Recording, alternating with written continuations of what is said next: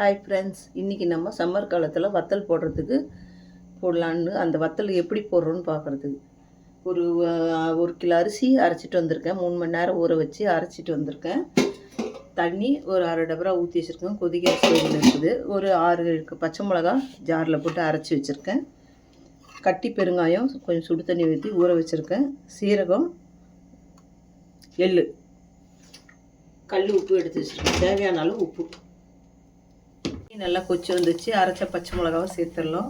கல் உப்பு கொஞ்சம் தேவையான அளவு சேர்க்குறேன். உங்களுக்கு தேவையான அளவு சேர்த்துக்குங்க. ஜீரகம் சேர்க்குறேன்.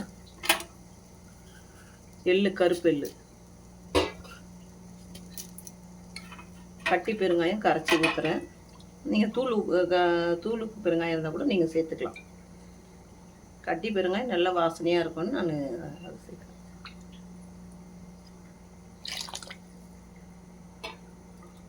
இப்போது மாவை கரைச்சி வச்சுருக்கேன். மாவு நல்லா கரைச்சி வச்சுருக்கேன். மாவை கரைச்சதை நான் தண்ணியில் சேர்த்து நல்லா கலக்கி விடாமல் இந்த மாதிரி கரைச்சின்னே இருக்கணும். ஒரு 10 நிமிஷம் 5 நிமிஷம் வெந்தால் போதும். இது வந்துடுச்சு. வத்தல் போட்டு ஆறின உடனே ஒரு 3 ஹவர் ஆறின உடனே நம்ம வத்தல் போடலாம். கட்டி ஆயிடுச்சுன்னா கூட சுடு தண்ணி ஊற்றி கலரி அப்போ கூட வத்தல் போட்டுக்கலாம்.